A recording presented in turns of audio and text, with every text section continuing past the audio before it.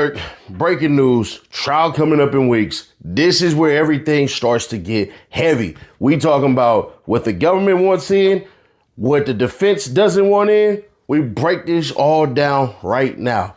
Let's go. Hit that like button like y'all like something. Comment y'all thoughts as they pop out, because I might be able, you know what? Let's go.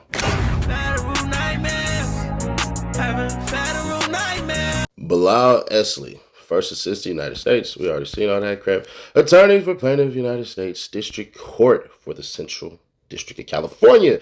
United States of America is the plaintiff, and Durk Banks, obviously, and all his homeboys. What it says is this: government's notice of lodging under seal exhibits and supplemental memorandum in opposition to defendant Banks. Motion in limine to exclude Rule 404B evidence. Plaintiff United States of America hereby files its notice of lodging under seal exhibits and supplemental memorandum in opposition to defendant Durk Banks' motion in limine to exclude the government's proposed Rule 404B evidence. So basically what we just read is the government basically saying they're not letting the defense block this evidence quietly before trial. Durk's lawyers tried to keep certain material away from the jury, and the government responded by saying this evidence matters because it goes to intent, motive, and a pattern of behavior, not just character attacks. The fact that the exhibits are filed under seal tells you this isn't random at all, nor is it speculative. It's sensitive information, and the courts actually believe this could seriously impact how a jury understands the case. Just gonna be honest with y'all. In plain terms, the defense tried to close the door early, and the government is like, nah, we're not doing that. We're not doing that, Judge. Judge, let all this shit in, bro. Judge, let them see all this stuff, bro. This helps us paint the whole entire picture. And they believe it connects the dots and strengthens their overall theory of what exactly actually happened. But also, bam, y'all know what to do, man. Scan that thing right there with that QR code, or tap the link in the description. And that way, we're going to have you all the way hooked up. That's free cash, free cash. Hit right there for free cash, or hit the QR code. And next thing you know, when you some cash, order you some DoorDash. Don't Cash App, nothing to setting ass. I'm not asking for it, but win some money, win some money. But let's continue on with this thing. Roll it. This filing is based upon the attached memorandum of points and authorities, the attached exhibits A through B under seal, the files and records in this case, and such further evidence and argument as the court may permit. Dated January 2nd, 2026. Bilal Esley, because we ain't calling you Bill, Alexander B. Schwab, Ian Yanello. Yeah. Anyways, let's get down to it. Memorandum of points and authorities. This should be good. The government files this supplemental memorandum to provide the court with additional information related to motions the court will hear on January 7, 2026. Namely, defendant Banks' motion in limine to exclude evidence defendant claims is Rule 404B evidence, docket number 258, and defendant Wilson's related motion to sever the trial should the court admit the disputed evidence, docket number 242. The related motions were filed on October 6, 2025, and the government filed its omnibus opposition on October 27, 2025. During the November 18, 2025 hearing, the court heard argument and ruled on the matters, but deferred argument on the related motions to January 7. Consistent with the parties' stipulated trial schedule, the government provided an amended Rule 404B disclosure on November 17, 2025. As set forth in the government's opposition, the related motions are basically on an early preliminary disclosure of certain evidence the government intended to introduce at trial. See docket number 274 at 6 through 7 in 2. Footnote 2 of the government's opposition explained that the disclosure would be supplemented in November 2025, consistent with the parties' agreed upon trial schedule. On November 17, 2025, the government provided the defendants with a revised notice, which the government currently lodges under seal to supplement the record before the court. See government's November 17, 2025 notice, XB, Redline government's November 17, 2025 notice, reflecting updates from the September preliminary disclosure. Among other things, the revised notice makes clear that the evidence described in Section 1, evidence related to OTF's and Durk's Banks' rivalry with TB, aka Quando Rondo, and Section 2, evidence establishing a relationship between co-conspirators and defendants' admissions related to the scheme, is direct evidence of and inextricably intertwined with the charges in the second superseding indictment, and in its introduction allows the government to present a complete story to the jury. What we just read is the government basically saying this isn't new or random evidence. They're trying to sneak in at the last minute. They're telling the judge they already disclosed this Rule 4OB material to the defense on schedule, updated it in November, and now are formally lodging it with the court under seal because they just trying to say, it's actually sensitive as hell. So when they talk about Rule 404B, I don't know what that is. That's evidence of prior acts or conduct that prosecutors are allowed to use, not to say someone's a bad person, but to explain intent, motive, relationships, and key patterns. And here's the key part. The government is arguing. Yeah, they saying that this evidence is directly intertwined with the charged conspiracy. Meaning, in other words, it actually helps the jury understand how the alleged co-conspirators are basically connected and all that BS, like the fight and all that shit with Von and goddamn Quando Rondo, and what events happened, what events actually didn't happen. And that's why they saying it allows them to tell the complete story, which shit, this could even be lyrics and all this shit too, man. It's a whole lot. So they'll say some, but they're not going to give everything. It just is what it is. But in plain English, the defense is saying this is unfair past acts evidence, and the government is responding saying, no, this is essential context. So Drew and them saying this ain't got shit to do with it. Fed said, no, he keep on doing shit like this. It finally caught up to his ass. You see what I'm saying? So it just basically helps explain the relationships, rivalry, and how the alleged scheme actually worked. And we will see exactly what it sounds like even more. Roll it. And this is where Drew got to do what he do right here. Defense counsel's arguments during the November 18th hearing crystallizes the necessity of the disputed evidence. During oral argument on November 18th, counsel for defendant Banks underscored why the government's proposed evidence is necessary to prove its case and rebut defendant's core arguments at trial, including 1, that OTF is not a criminal enterprise. That was November 18, 2025, reporter's transcript at 66, and 2, that the government's case is built on untrustworthy cooperating witnesses. Oh, shit. Indeed, defense counsel rebuked one central witness as a documented liar, a manipulator, and a fraud of the highest order. Bro, whoever that is, it's got to be one or two people. You already know who it is. I ain't saying their name on here. It's got to be one of those two people. The government disagrees. And while defendants are free to make these arguments to the jury, they cannot be permitted to do so in a vacuum. As outlined in the government's opposition, the defendants cannot credibly dispute that TB and his entourage were stalked for hours across Los Angeles and that SR was brazenly murdered by 3 of the stalkers. The disputed facts and the crux of the trial will be who ordered and participated in the calculated murder and why. Yeah, because they're going to have to, they really want to put that why in there anyways. The government's opposition explained that introducing evidence to establish the structure of OTF is necessary to show the relationship among the co-conspirators and defendant Banks' leadership, not just over OTF's legitimate music enterprise, but critically, his knowledge of and involvement in OTF's violence. Consistent with gang murder prosecutors across the country, the evidence to prove these facts will include the testimony of cooperating witnesses, the government's proposed evidence, including defendant Banks' text messages with OTF co-conspirators threatening rivals and recruiting co-conspirators to carry out those threats. It's critical to the government proving its case and to rebut defendants' claims, including that OTF was merely and solely a benevolent music enterprise. The government's proposed evidence also provides critical corroboration of its multiple cooperating witnesses who are anticipated to testify that defendant Banks ordered the violence in Los Angeles, used intermediaries, including defendant Wilson, to recruit others to carry out the scheme and promise a reward for carrying out the murder. Preventing these cooperating witnesses from testifying about OTF's connection to criminality would deprive the jury of information, I'm about to say inflammatory, of information necessary to resolve the disputed facts in this case. Accordingly, the government's proposed evidence provides essential material context to show the co-conspirators' criminal relationship and corroborate the anticipated testimony that the conspirators acted at defendant Banks and his trusted intermediary's direction, the Ninth Circuit binding decision. It says right here, from the onset of this case, the government has never alleged that OTF is a purely criminal enterprise. Rather, the government's position is that a subject of members, including defendants charged in this case, operated consistent with a street gang. See example A at 4.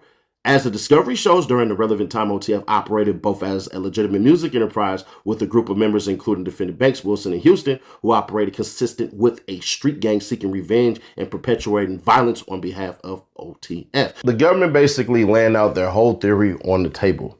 They're saying nobody can seriously dispute that the alleged victim was followed for hours across LA because,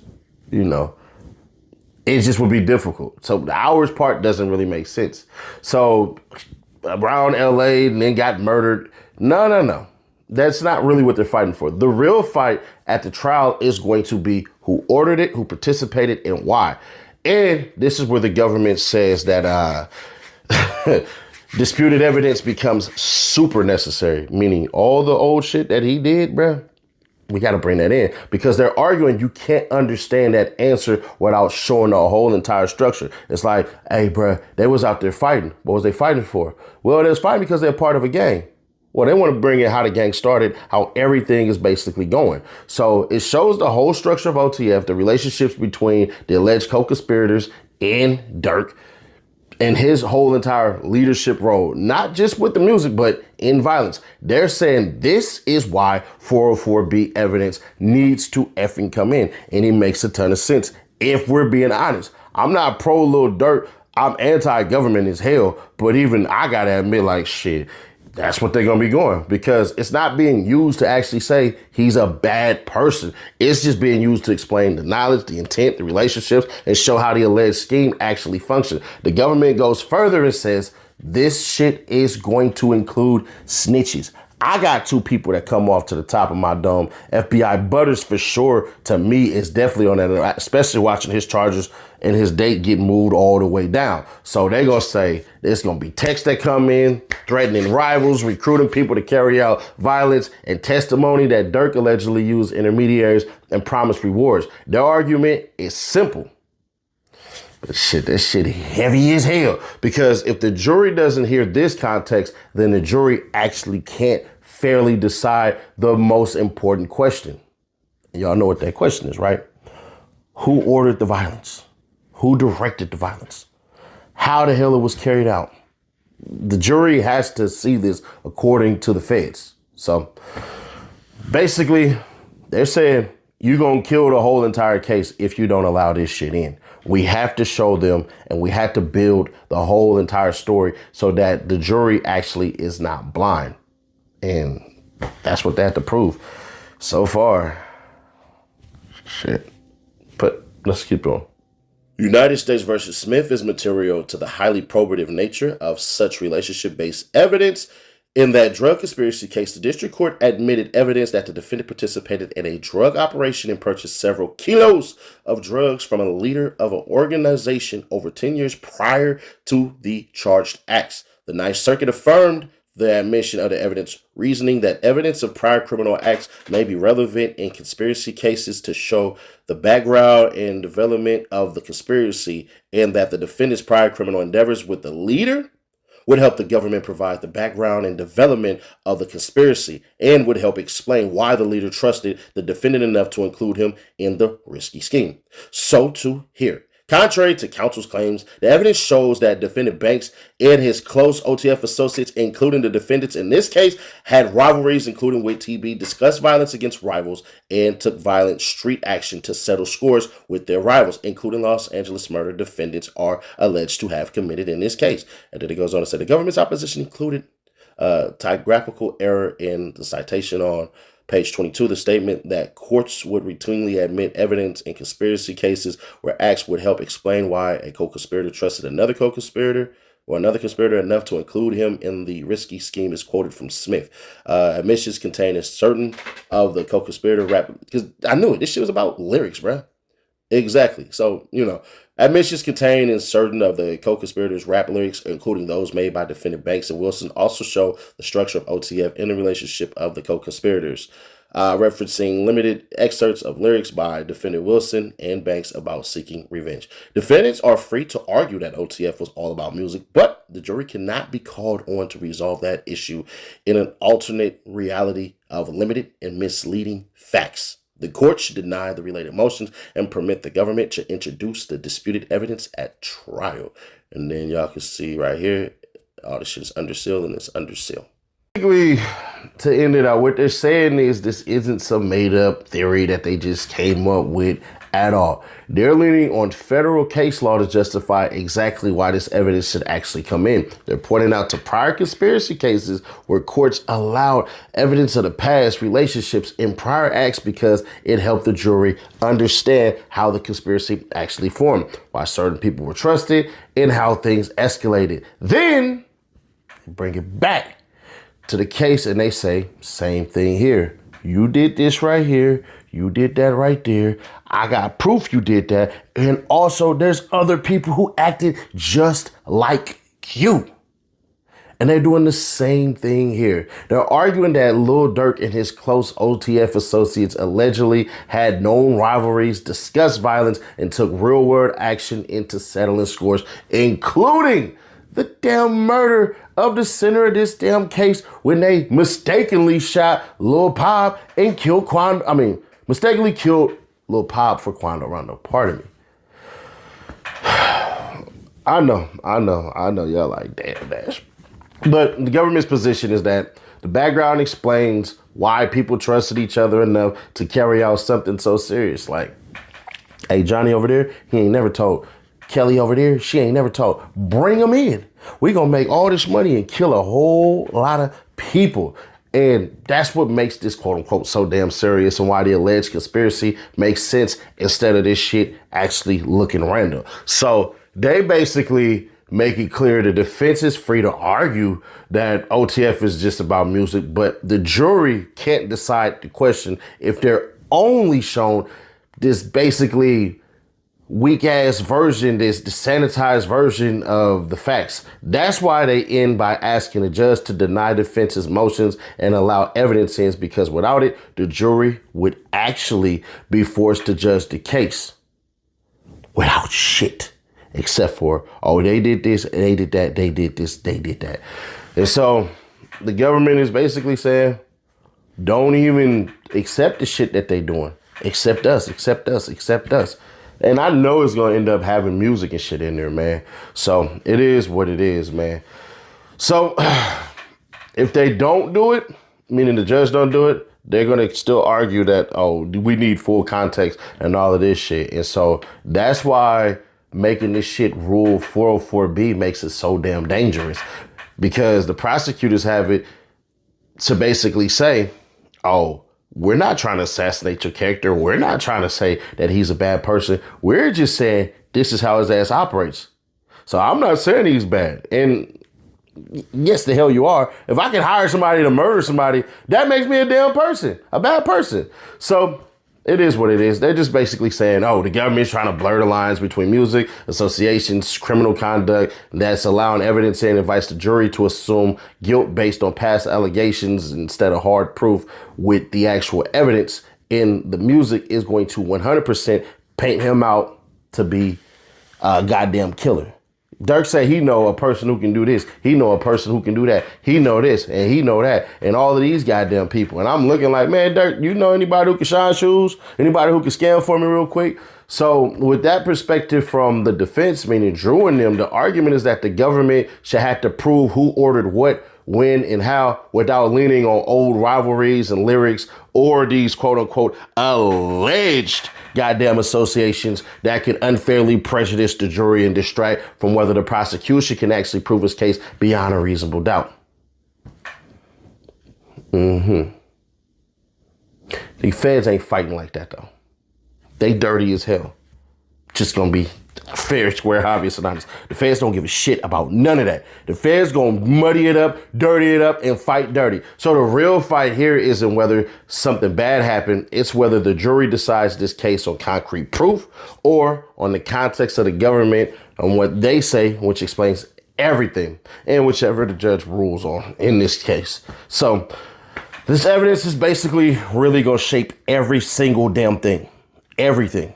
And I'm more curious as to how many lyrics they're going to use, because I have an idea of who the two people are. I won't say one person that one there because they love if they ever hear my name again. Only way I answer the little sucker ass buster is if somebody asks me in interviews. Other than that, Judge F them, DA F them. But what do y'all think? Do y'all think the government should basically be allowed everything? Because it sounds like to me they're trying to allow every damn thing that they say is actually important. When Drew is saying hell nah, hell nah, hell nah. But my thing with this for Drew is, bruh, you should fight to get everything thrown out. As far as whatever the hell, make all these goddamn motions to dismiss. If you got 100 pieces of evidence, in my opinion, Drew, you should be fighting and filing individual motions to goddamn get rid of all of them, because it's not like the judge is going to say all 100 pieces of the evidence is going to come in. I don't see that shit happening. It's like, oh, okay, damn. They might, psychologically go, well, this evidence right here is not that, that's just my opinion based off of human nature. But I could be wrong. But what do y'all think? Y'all think Durk is cooked if all this alleged evidence comes in, or it really just ain't gonna matter and Drew has to fight for this shit anyways? Let me know y'all thoughts on this one, man. But click right here, man, to see how Z the Wizard, man, unfortunately ended his New Year's Day in a damn hospital with a bullet inside of his head. Click right here, click right here, click right here, or click right here for the playlist, and I'll catch you on the next one. And y'all know when them little Durk files drop, I'm gonna be the best one to cover this shit. So subscribe and hit that like button. Like I said, we might actually go out there and go to the